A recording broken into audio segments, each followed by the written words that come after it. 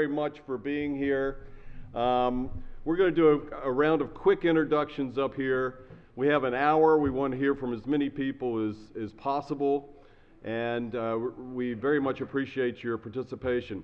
My name is Bryce Turner. I am chairing this ULI TAP, as we call it. It's a technical advisory panel. We are representing ULI Baltimore, which is the Urban Land Institute Baltimore District Council. So I'm going to start and let our panelists, the rest of the panel, introduce themselves. Scott Reichel with Mahan Reichel. I'm a landscape architect. Eric Evans with Eric Evans and Company. I'm a community economic development consultant. I'm Tom Mays. I'm with the National Trust for Historic Preservation. Ed Myers with Kittleson and Associates. We're traffic and transportation engineers. I'm Rob Sloop with Buffett Nickel, waterfront design engineer.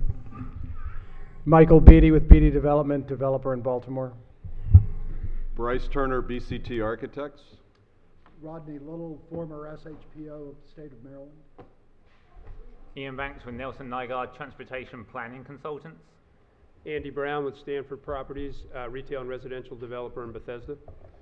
Dave Bramble with MCB Real Estate, investor and developer out of Baltimore. Tracy Ward, Executive Director of the Easton Economic Development Corporation. Paul Sturm, I'm a consultant based in Baltimore, and I love Annapolis. Thank you all very much. So again, the purpose tonight is for us to hear as much as we can from you. I just want to mention a couple of things about what we're doing, and probably more importantly about what we're not doing. We are here to continue a process that the City of Annapolis has engaged along with Historic Annapolis, the National Historic Trust, and Preservation Maryland. So they were our sponsors. They sponsored us to come here. We are all volunteers, donating our own time, but those expenses to bring us here and to make this happen are being taken care of by the sponsor. So just want to be clear about that. We are here to provide recommendations about the future of City Dock in Annapolis in a small area which you can see on the map above that actually includes the parking garage just on the other side of this building and really including portions of this building. So we're very excited about this assignment. We think there's a lot of great things about Annapolis, as all of you do, because you're showing your support by being here tonight, and again, we appreciate that. We want to let people speak tonight for a minute and a half, because we've got a lot of people and a lot of people that want to talk. We have a list of names to get started. But again, we are doing recommendations. We're responding to specific questions that we were asked to do. We're not going to have a plan tomorrow, but we will have some recommendations and probably some sketch ideas of a few things that we'd like to promote. Just a few other things. We'd love to hear from you about what is good and what works. What would you like to see happen? And I want to put up on the screen, this happens to be the study area you're seeing. It's City Dock, as I said, and it comes up Main Street as well, including the garage. So we interviewed today stakeholders. We interviewed primarily institutions, property owners, politicians, and we got a lot of feedback. And I want to just pull up the PowerPoint now, Lisa, please. And I just want to share some of the categories of comments that we're receiving. And these, I'm sure some of you will have similar categories of comments. They included parking, green space, traffic transit, public access and views, a private-public partnership to make everything work, urban design, flooding, resiliency, maintaining the historic quality of Annapolis, livability and the residential amenities that make it a livable place, and economic development. So those were kind of the categories of comments that we heard, and we suspect that some of these will fall in the same categories, hopefully some new ones. I'm going to ask if someone else says substantially the same thing that you wanted to say, please don't feel like you have to repeat it. We're making notes of all this. We're being video recorded. and we will have this information. So with that, I'd like to jump right into this and to call on our first speaker, who is David Frankel. David, would you like to come up to the mic, please?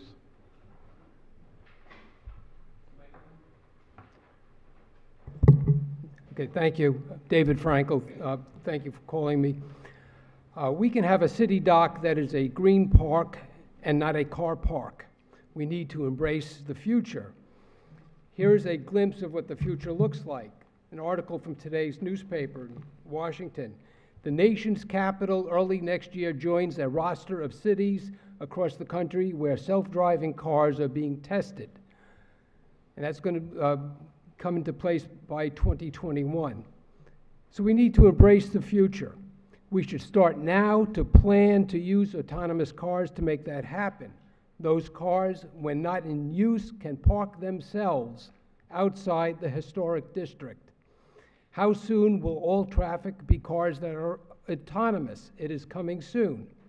It would be a mistake to rebuild the Hillman garage without carefully considering autonomous cars. Remember, those cars, when not in use, can park themselves outside the district. A new Hillman garage would be built with bonds that are payable over 40 years. Sadly, a new garage would be obsolete within 10 years. Why? Because autonomous cars are coming soon, and when not in use, they can park themselves outside the district. Imagine how the city will be financially strangled if it has to pay off those bonds without revenue from parking fees. Thank you. Thank you very much.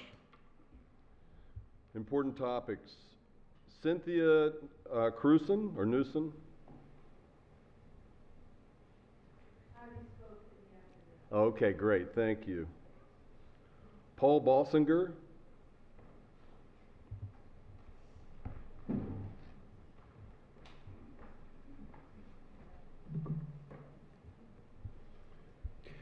Good afternoon. My name is Paul Bollinger. I'm the Executive Director of Chesapeake Region Accessible Boating, otherwise known as CRAB. We're the only nonprofit organization on Chesapeake Bay with the mission of bringing the thrill, freedom, and therapeutic value of boating to people with disabilities, recovering warriors, and local children from at-risk communities.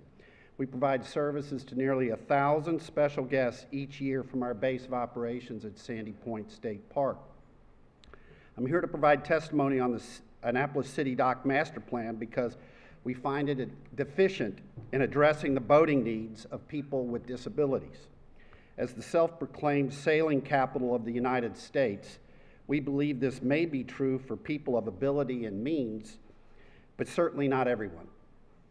This challenge can be addressed by the creation of an adaptive boating center in Annapolis, and CRAB has spent considerable time briefing the mayor and city council on the importance and value of this initiative in Annapolis. However, we're here tonight to express our concern about the City Dock Master Plan that stops at Land's End and does not address the accessibility of our city from or to the water at City Dock. In this respect, it is our position that part of the city's master plan should include the fixed dock in front of the National Sailing Hall of Fame to make it a proper floating dock for access by persons with disabilities from either City Dock or Spa Creek. The recent announcement of the departure of the National Sailing Hall of Fame to Newport should be an opportune time to incorporate this project into the master plan and make this improvement to the waterfront. CRAB's semi-annual hosting of the Recovering Warrior Regatta at the National Sailing Hall of Fame requires floating docks for the boarding of our warriors. On page 5 of the Annapolis City Dock Master Plan, the first priority listed is, quote, maximize public access to the waterfront. If we are to interpret the public to mean all persons, regardless of ability or disability, then there needs to be more work done to facilitate this objective in the city's master plan. Thank you. Do you have Excuse me, Mike, do you have specifications of the fixed and floating docks that We you can provide referred them. to? I mean, Yes. thank you. Yes, we certainly can. That would be great. And we'll be happy to. Thank you. Karen Brown at Historic Annapolis or Lisa Norris with ULI could have their emails available for that type of information.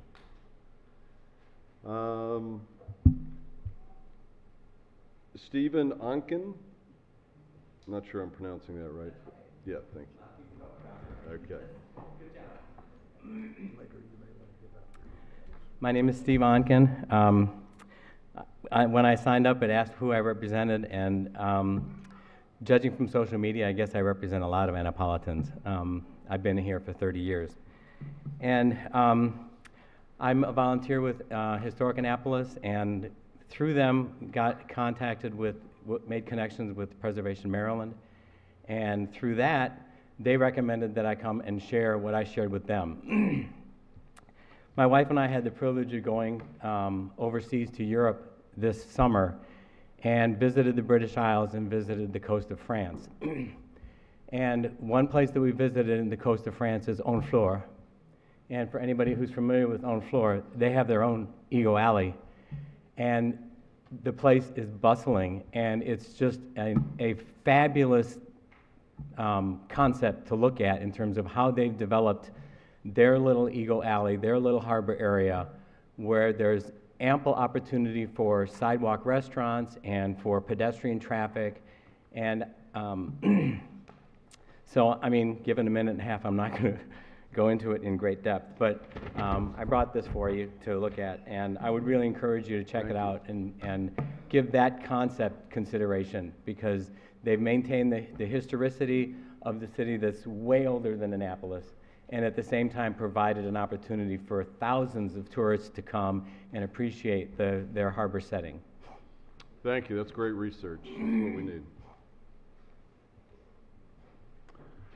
Okay, Roy Higgs.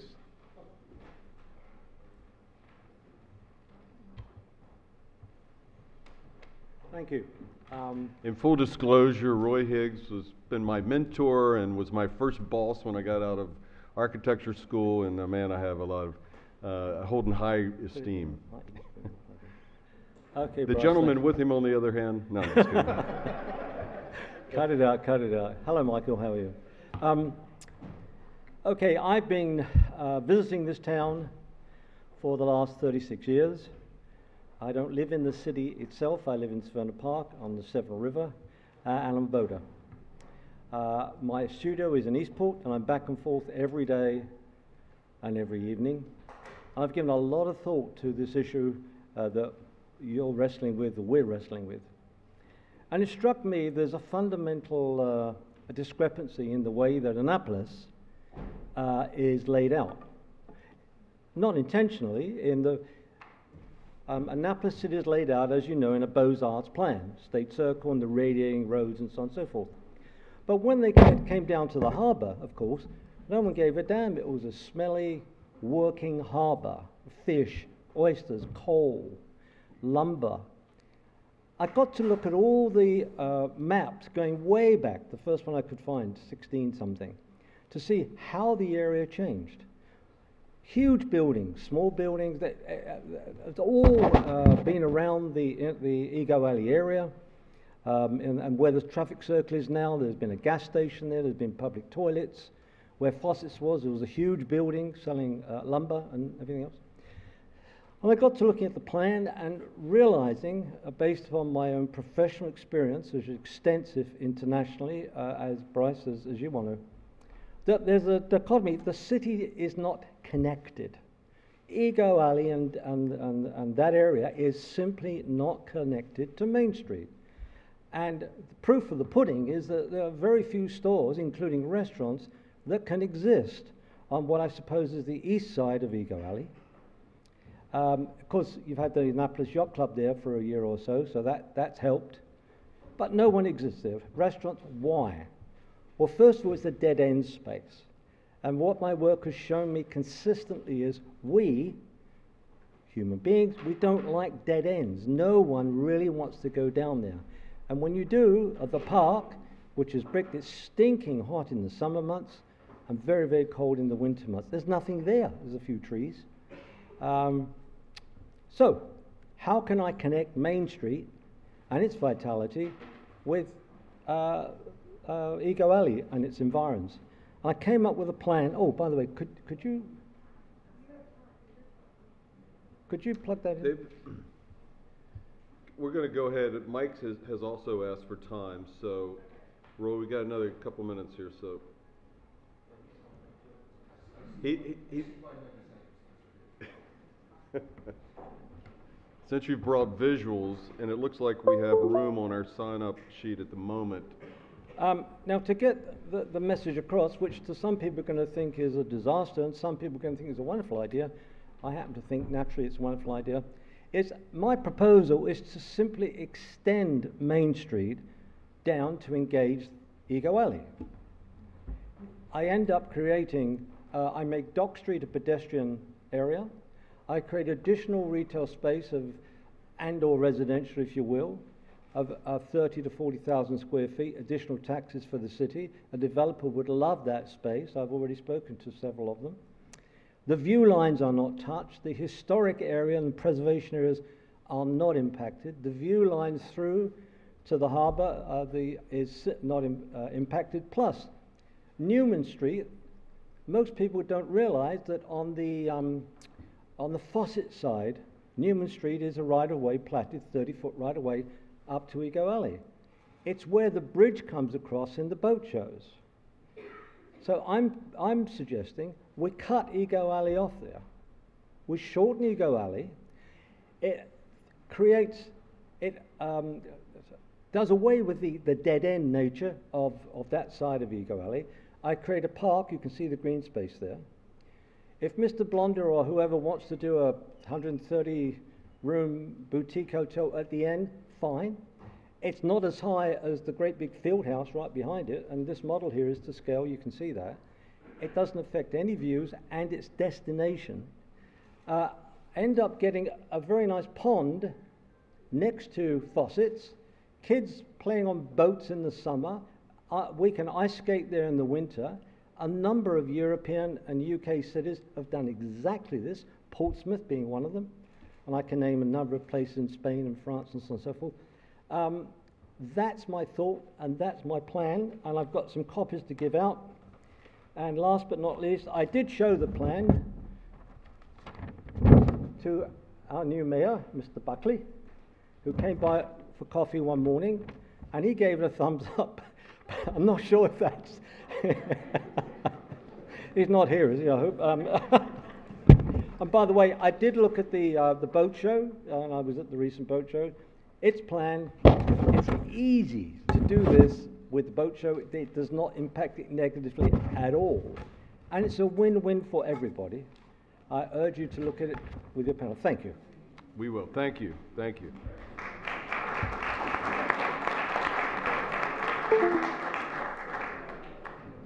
Do you want to leave the model there for viewing? Okay. Bryce, I enter my plan into evidence, if you will. I'm sorry? Are you taking items into evidence? Yes. What plans you can have? Okay. Thank you very much. Thank you, Mike. Okay. Excellent. Thank you. Next, I have Glenn Campbell with Historic Annapolis. Do I have your name right? That really is my name, yeah. Okay. Glenn Campbell.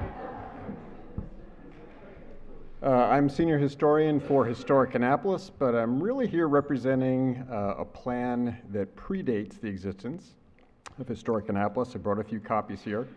This is a plan drawn up in 1937 for a restoration organization called the Company for the Restoration of Colonial Annapolis. It was inspired by the work going on at Colonial Williamsburg. Unfortunately, due to the Great Depression and the fact that they didn't have Rockefeller money behind them, they weren't able to bring this plan to fruition. But I really have two main points to bring with this drawing. The first is that Annapolitans have been trying to re-envision City Dock for an awfully long time. We're not the first ones to do this. And the second point is that some of the elements that you see on this 1937 plan are the same things you have listed right up there.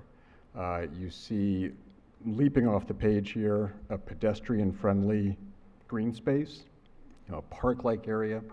You see maritime activity in the water. The whole reason why City Dock exists is that connection of the city to the water. And you see the backdrop of historic human-scaled buildings. So there is this wonderful connection, this synergy between the land and the water and the ability of people to enjoy it. Thank you. Thank you very much.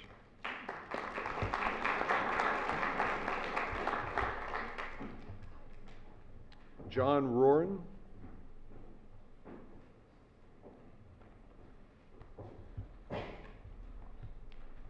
That mispronunciation is a reflection on my handwriting, not on your pronunciations. Corin, K-O-R-I-N. I am president of Bicycle Advocates for Annapolis and Anne Arundel County. I also chair the Anne Arundel County Bicycle Advisory Commission, which includes the City of Annapolis as well as reps from the state. My mission here, of course, is to ask you to please, please, please make City Dock more bikeable and more walkable. And I think to do that, and with traffic too, you've got to look beyond the bounds of your drawing. We have to find safe, convenient, equitable, efficient ways to move people into the City Dock area, around the City Dock area, and then back out. And that can't be done unless we create a network, and so you've got to look beyond just City Dock. City Dock is surrounded on one side by the Chesapeake Bay, and on the other three sides by bike infrastructure. To the north, we have the B&A Trail, which goes all the way up to the airport and eventually connections to Baltimore. To the west, we have the Poplar Trail, which parallels West Street. And to the south, we have Bay Ridge Road bike lanes. But everything stops at the downtown area. In 2012, the City Council passed the Annapolis Bicycle Master Plan, which calls for creating the network, creating a safe connection in all three of those directions, but sadly none of that has yet been implemented in the downtown area.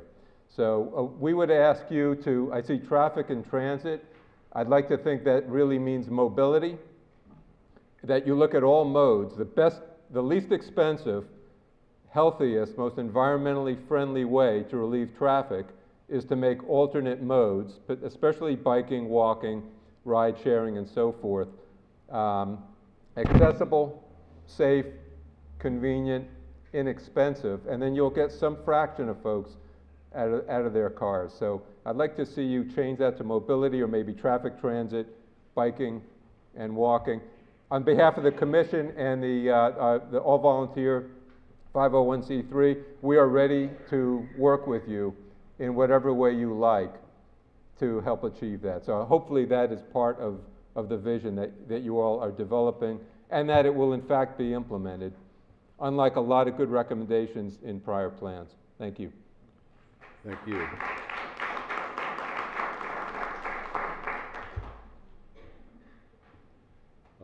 I believe it's Joyce Roper.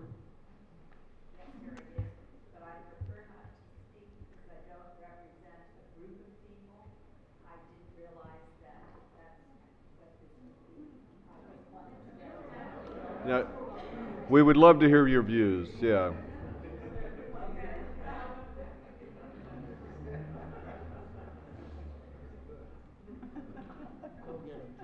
Yeah, I must get 'em. admit, the first 8 or so were very compelling and with all the... No, I'm not a public speaking kind of person, and I'm also in the vast minority of thought patterns here, so I apologize. I'm not trying to offend you.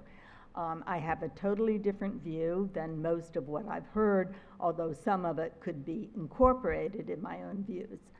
I have lived here for 50 years and seen Annapolis change a lot. I love it passionately, as I'm sure you all do. I would say that the two basic issues of City Dock area are parking and traffic. And I just cannot see us dealing with removing parking from City Dock at this point in time. Perhaps later, possibly.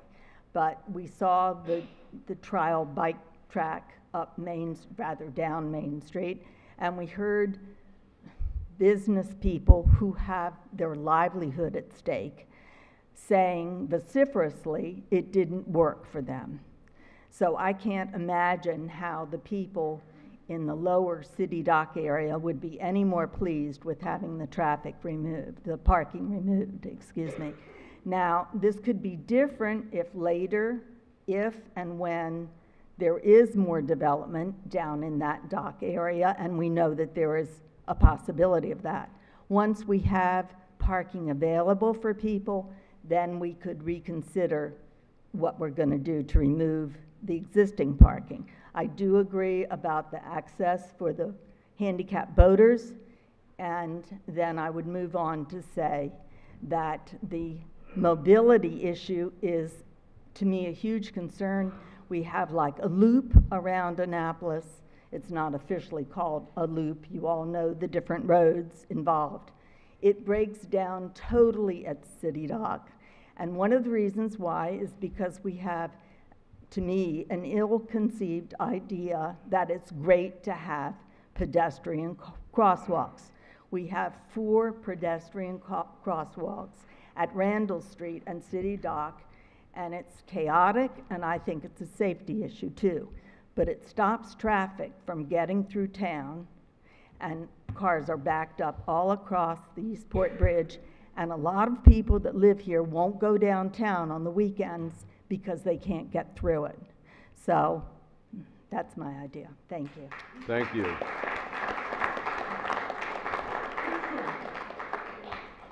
Karen Hainline? Okay. Matthew Ormsby? Ormsby, I'm sorry.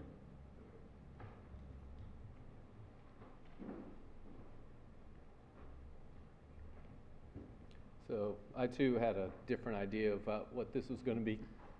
Excuse me. You know, are we talking about the ordinance that's put forth and that's trying to move forward, or are we talking about ideas that we can add to or change in that ordinance? I don't know that that's been fully clarified, at least to me, to this point. That being said, I really like this plan. I'd like to talk to you about it later. One thing about the master plan that I don't think was entirely truthful or straightforward was the view corridor itself. I don't know if you can pull that up.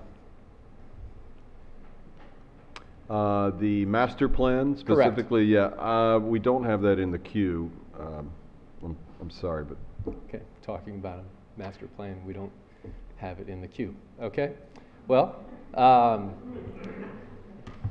the city master plan firm, yeah. The 2013 master correct. plan. Yeah, okay.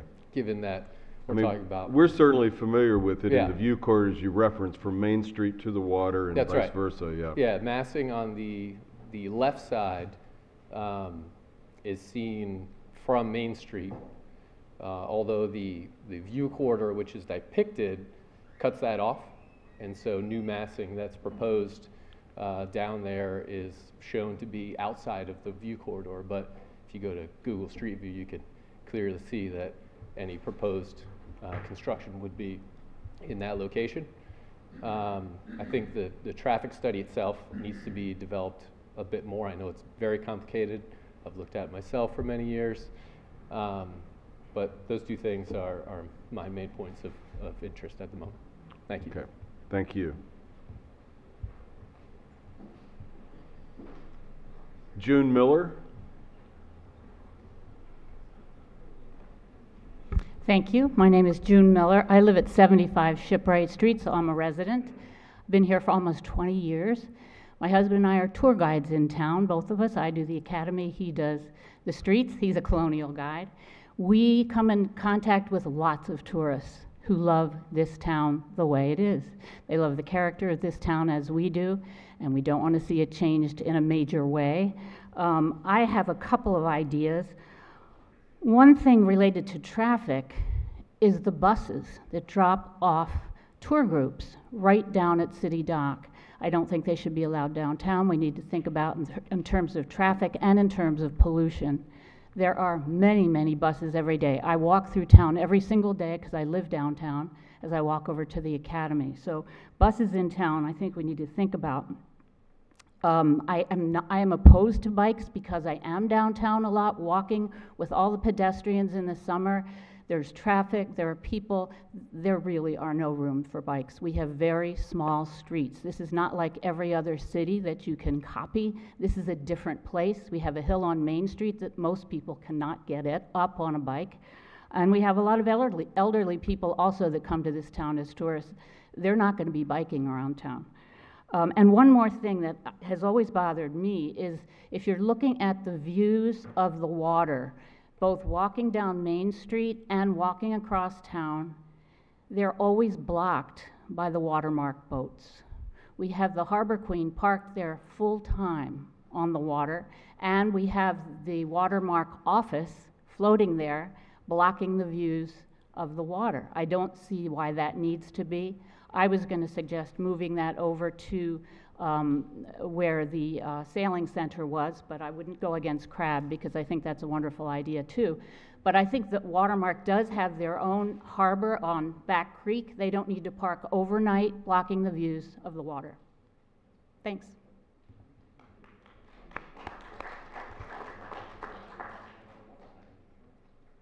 Our next speaker is Judy Meese, I believe it. I'm having trouble reading this, but Judy? I'll pass. I think that's... Okay. That's actually the end of the list that we have for speakers. Anyone else that would like to speak? Yes, please just raise your hand and approach the podium if you like.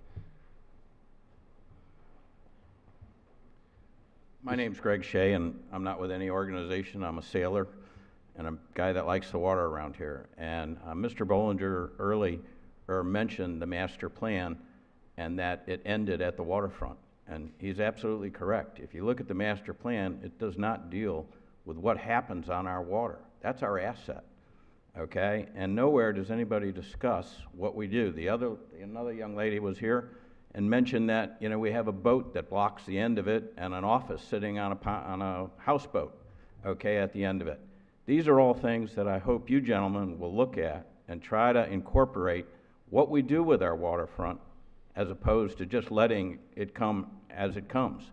You know, we park 20-foot sea rays out there right now. Tourists aren't really interested in looking at gold chains and sea rays. No offense against power boaters, okay? You know? I have a sea ray, careful. I hope you don't take it against me. I don't. My point is, somebody has to look at the water because what you do with the land will directly affect how we utilize that water.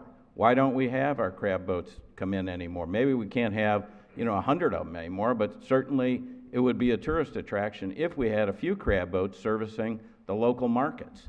Would we have head boats, okay? Not the big ones, but they're on Back Creek, 4 or 5 boats, okay? Takeout parties every day of the week just about. Why aren't they sitting at our city dock, okay? That would be more of a tourist attraction than a powerboat. That's my say.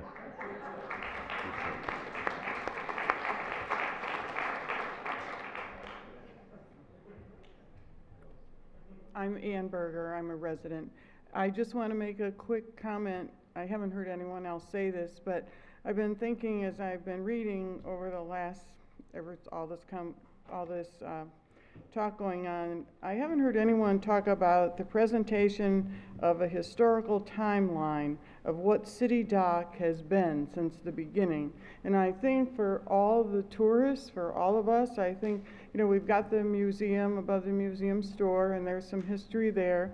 And we have a lot of history here, but I think we talk about what it used to be and where it's come from. And I think it would be beautiful to have a timeline down there along the waterway, and I know we can do it in a way that would make a beautiful presentation to let people know where we've come from and where we are now. Thank you. Very nice. Thank you.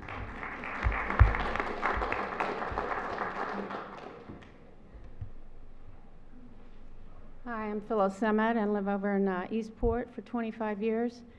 And all of these things are important. I know everybody has real strong views about everything, as I do, but I'm not going to talk about those. I'm hopeful that with this many people and this much input that you will get it all right. But I would like for you to keep in mind as you go through this that one thing I find is more than anything is scale. Scale of this town. Everybody wants to go big. I understand. Economically, that sounds great. But everybody I talk to says, or anybody that visits says, oh, it's so charming. Well, you don't do charming with 7 and 8 foot hotels. Now, I mean, they can be made charming, but I don't know, I have a problem with that. I understand the view. I would also like you to keep in mind, there are two views. There's a view down Main Street, and there's also a view when you're coming in here on a boat.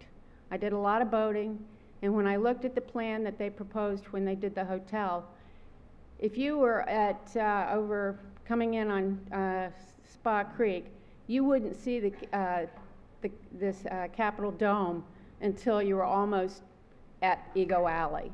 And I think that would be a real shame, because I think people who boat here, and there's a big boating community that people, cruise here all the time, that's a big thing.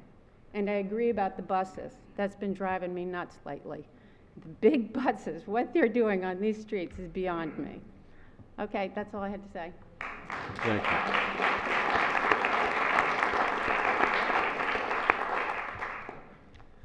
Hi, I'm Nicky Gelandi, and I'm a resident of Annapolis as well as a business owner in Eastport. My business happens to be a retail consulting business, and I consult for shopping centers and cities throughout the United States and around the world. I just want to really make one point.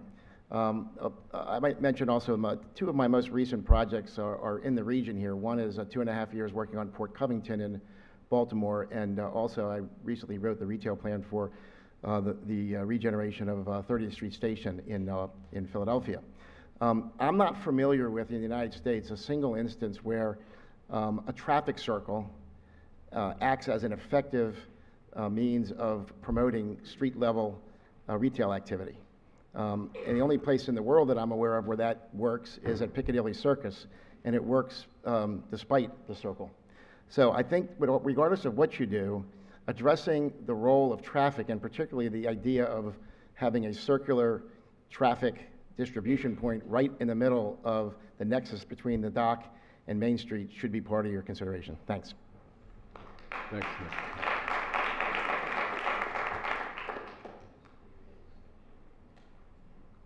Hi, hello. My name is Edia Rossi. I'm a resident. I'm from Argentina. This is why my accent, you will wonder.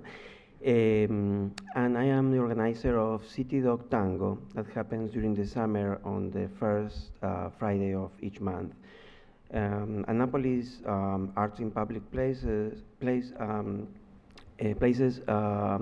support us, helping with the authorization, voiding the insurance, and funding the possibility to bring some artists to play here. So tango is something that actually is not only for the tango dancers, but is for the city and for everyone to eventually try and get close to a different culture, no? And this happens here, right here in Annapolis. So I would like to ask that the city continue supporting the group. In next year, we can continue with the permit and help of the city. Thank you very much. You're welcome.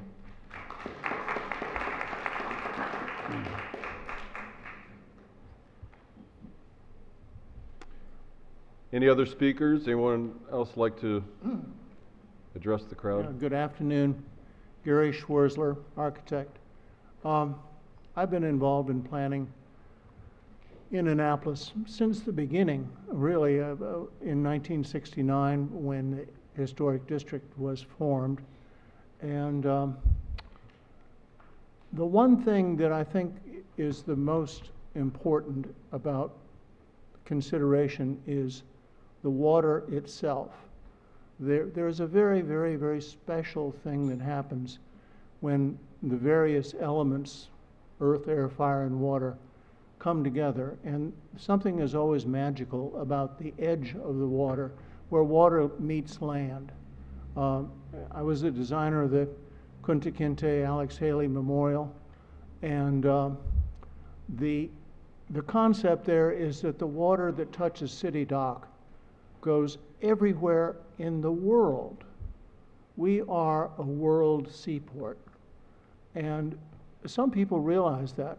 I have a great respect for Mr. Higgs, but I look at this and all I see is that we are losing water. I can't understand that. The past city council made, I believe, an egregious mistake by putting a new bulkhead in front of the old bulkhead. We lost 6 feet in the width of Ego Alley. That's almost criminal. The water there is our most important asset, and I used to go down there and talk to people at the head of the city dock as part of doing the planning process for that. And I'd ask them why they came there. Many of them would say, we came to feed the ducks.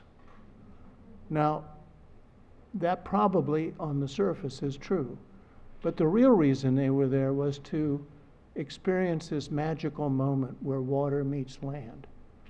And that's really what the heart of the city dock plan should be about. Thank you.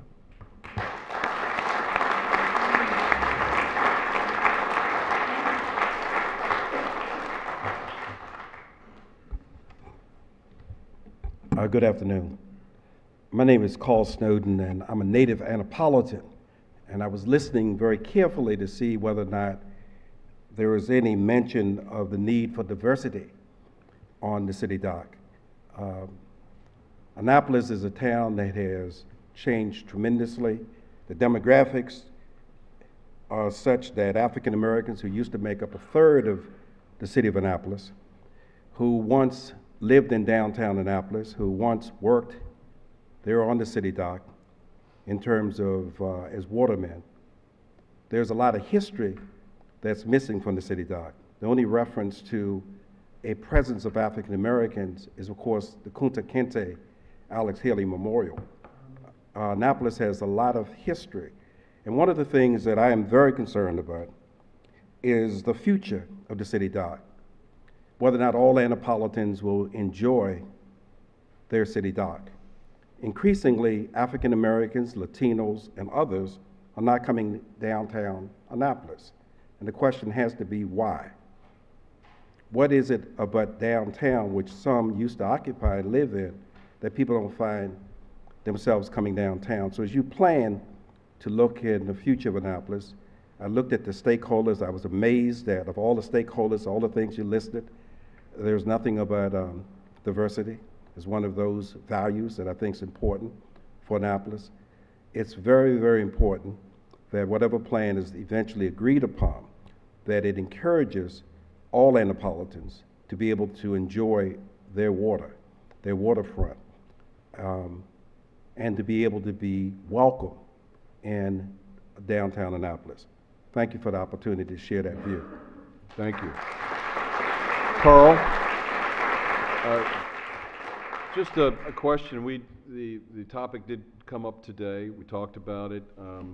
One of the things that was discussed was programming that might be helpful with festivals and other things. Do you have any other suggestions that we should consider? Programming would be very helpful.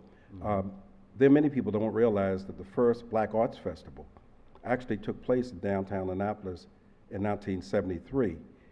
I want to use this occasion just to point out there have been policies promulgated by the city that discourages diversity.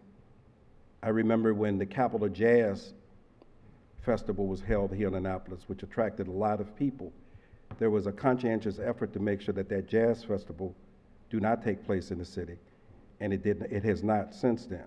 So programming is very important. I know that there was very recently an effort on the part of some to hold a gospel concert in downtown Annapolis. That was discouraged. So yes, programming is very important, and I would hope that you give consideration to programming. And also encouraging more businesses that happen to be African American. You may not be aware of this because many of you on the panel, I presume, are not Annapolitans, but currently there's one African-American owned business in downtown Annapolis where you have a population of over approximately 26% African-American. We can and must do better in seeing to it that our city reflect all of the citizens who live here. Thank you very much.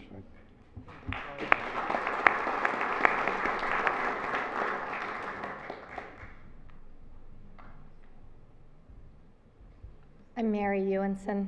I'm not going to play the I've been here this long game, but I've been here long enough. I came down mostly to listen. I wasn't expecting to speak, but just like Mr. Snowden, I noticed that something was missing, and that was what brings people downtown. From this list looks like a bunch of issues, and it doesn't look like a list of what makes people want to come into town. And downtown should be for all of the city residents, not just tourists, not just the people who live downtown, but the people who live close to right downtown so that they'll come. And I work in the marine industry, and what I see missing is marine industry isn't on this list. And I hope there's another list where marine industry is prominent. But I think that we need to think about what makes someone who has come to town by boat want to come to City Dock when we're talking about the City Dock plan.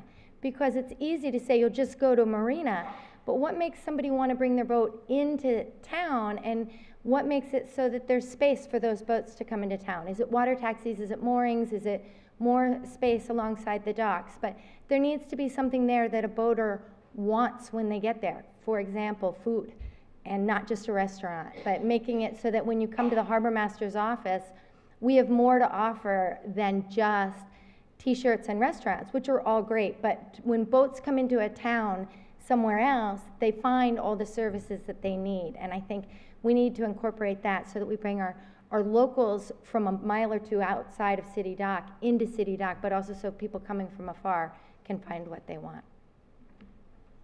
Thank you very much.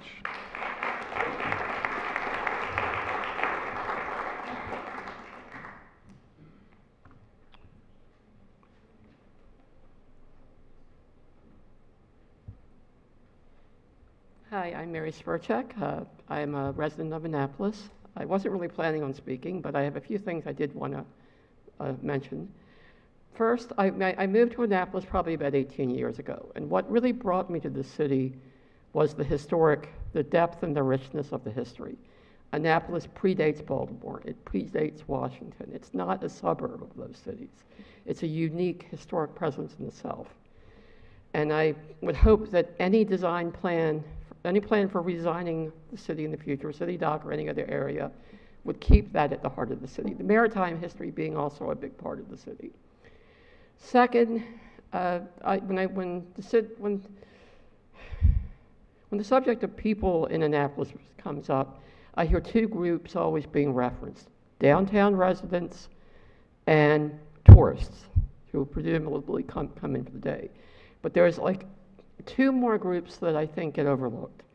One is city residents who live on, like myself, who live on the outskirts of the city. And we can't really, I mean, it's not a comfortable walk downtown. The idea of it takes me, either way I go, it's 45 minutes. I have to walk around Spa Creek. That for me is not really, I can walk it, but it's not an easy walk. I'm not going to just stroll down there. And I think that's the case of many Annapolis residents. Then the other group is the people who live in the county and live in the area, probably live up to maybe a half an hour to an hour's drive away. I think a lot of those people come downtown for just a couple of hours, perhaps, and then leave again. But I think that they do a lot to support the city, the historic sites, and the merchants. I mean, that's what I was before I moved here. I was one of these people who I lived up in College Park, lived in Laurel. I drove to Annapolis. So, and I guess that gets me to the third thing, which is this parking.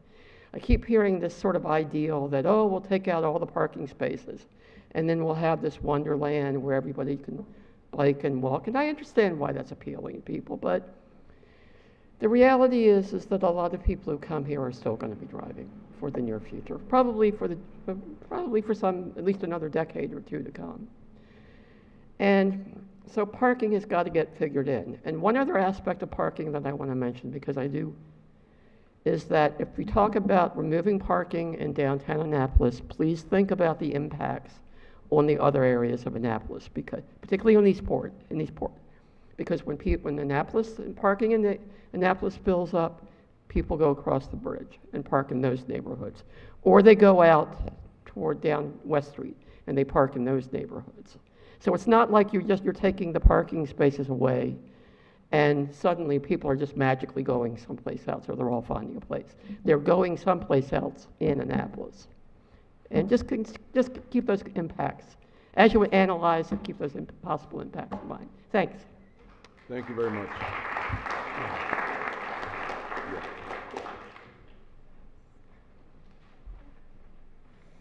Hi.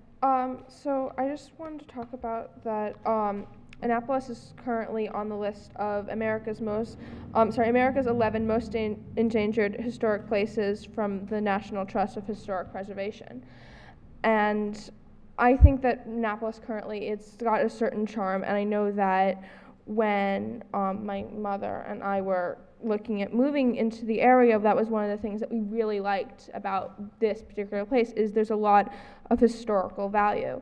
And it's like whenever you walk down the streets, you see signs on a bunch of buildings saying, you know, like, this building's from this era, or this is a historic landmark, or different buildings. And it's just something, like, for me, that it just seems like really special about Annapolis. And some of these changes that you're bringing up sound like really major changes, and I just want to know how this is going to be, like, is this going to be taking away some of that charm of Annapolis? And you know, it's like, that's what I'm really just worried about, that it's going to take away certain things that attract people to come to Annapolis, because we don't live like really close by. We live in Arnold, so that's something, like, we like coming to Annapolis because it's such a nice place to come to. So that's it. Could you state your name, please? Oh, sorry, Ava. Ava. Thank you very much for speaking.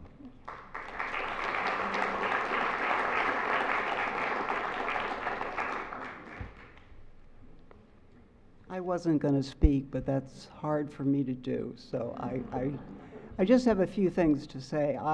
My name is Judy Jones.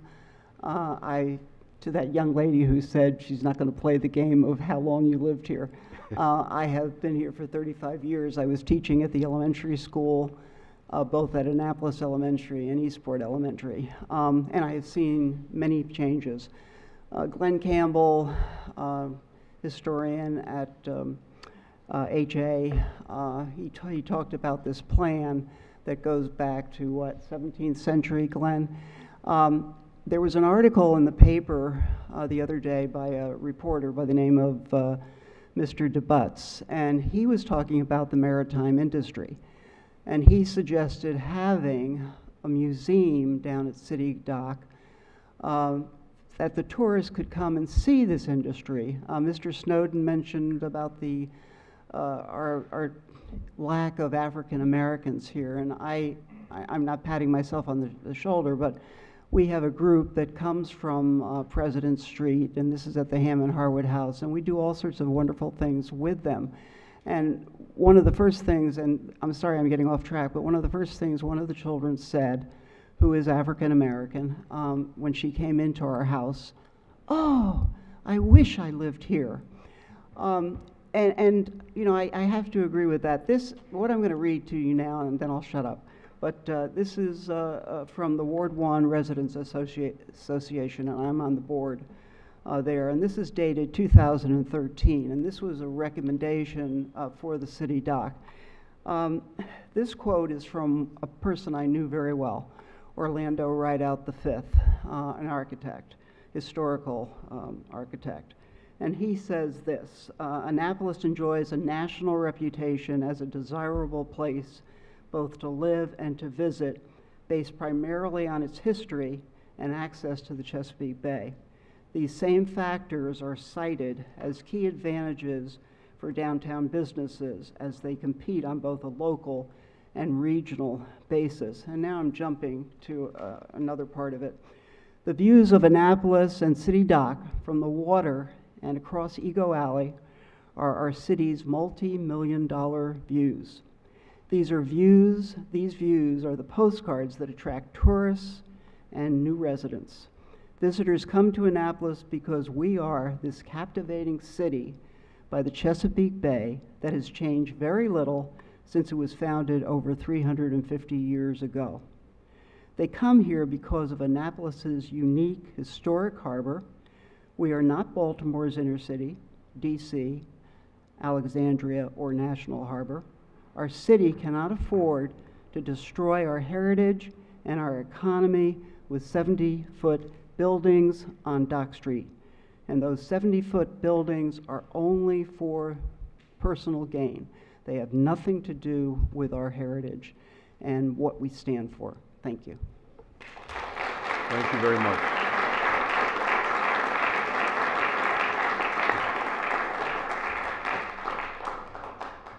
Yes, question in the back. Another speaker, yes, please. My name's Rick Hands. I'm a resident, but also own a business down on City Harbor.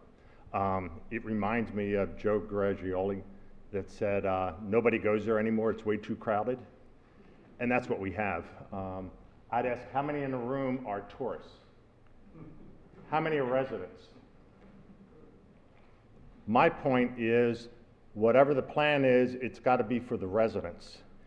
We're the residents. We pay the taxes. It's our downtown, and I'll speak for myself. I live a block away, and on Saturday and Sunday, I avoid it like the plague. But during the week, I love Annapolis. Saturday, it's a nightmare, and the problem is we're trying to satisfy everybody with cars and parking and tourists. I think we put in way too many crosswalks that aren't monitored. I understand that the pedestrians have a right of way, but when it's a crowd of them that are meandering across, I think if we have crosswalks, they have to be limited and they have to be monitored. Otherwise, you're not going to get the local residents to go there. Thanks.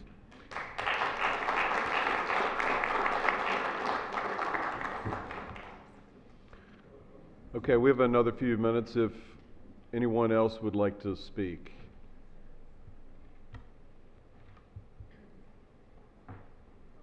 My name is Mary Erickson, and I was looking at your list of various items up there, and the comment that I would like to make is relative to urban design and basic zoning.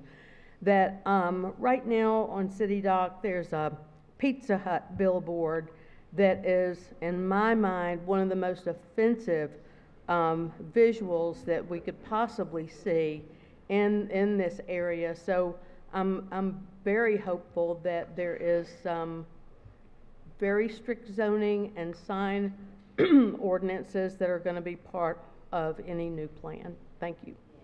Thank you very much.